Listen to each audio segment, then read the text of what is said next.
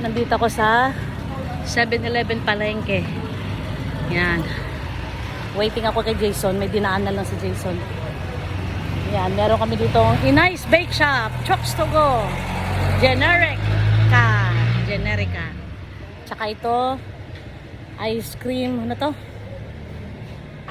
Commercial space for rent. Saan kayang for rent ito?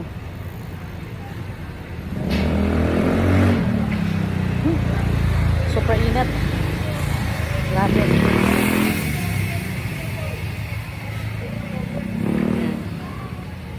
Bukas pa. Mag-aalas 9 na. Kasi iba dito 24 hours kagaya ng 7-Eleven. Itong Watson, di ko alam kung 24 hours to hanggang 11. You know Watson, no? Yan. So while hinihintay ko si Jason, pinapadyak-padyak ko yung paa ko yan. Para di mabigla sa patot. Coco Pine. Ano pala ito? Bakery din. Bakery din pala. Ang katapat na bakery din. Ayan, Inay's Bake Shop.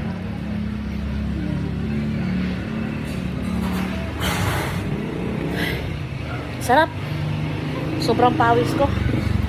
Ay, ang sarap ng mupo. Alay nang inikot namin ni Jason mula sa Araneta. Binaybay namin yung Pitwason, tapos 15th Avenue palengke kasi may dadaanan sa palengke. Kaya kahit naka-4 na rounds lang ako, sa layo ng nilakad namin, wala, parang tumakbo din ako ng 7 rounds. So habang hinihintay ko si Jason, ayan ginagawa ko.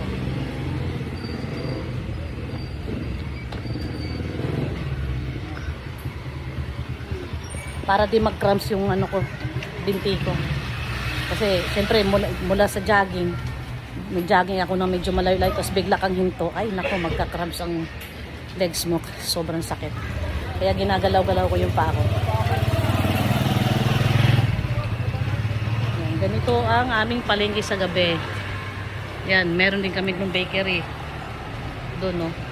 24 hours na bakery yan. Ang tagal mo na bakery yan.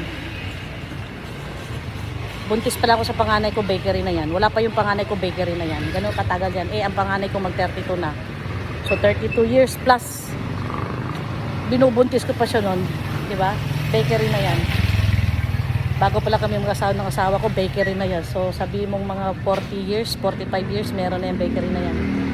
Sobrang yaman na may-ari. Masarap yung ano nila. Tasty. Hindi nagbago ang tasty. Yung pandesal nila, the best ang pandesal na nila on. Ngayon, siguro yung matanda nilang bakery na masarap gumawa ng pandesal, nagretiro na. Kaya hindi na ganun kasarap yung pandesal na compare noon yung matandang baker man nilang taga Batangas, sarap talaga. Kahit walang palaman ang pandesal nila. Ngayon masarap din naman, kaso lang hindi siya kasing sarap nung veteranong panadero. Yan. Tagal ni Jason ha.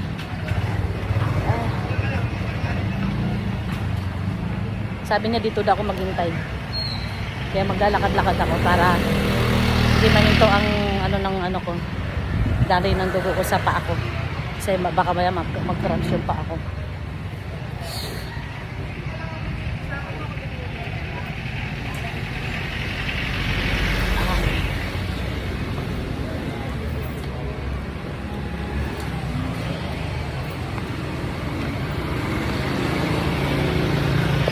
Dito na si Jason. Akala niya sa 7-Eleven ako.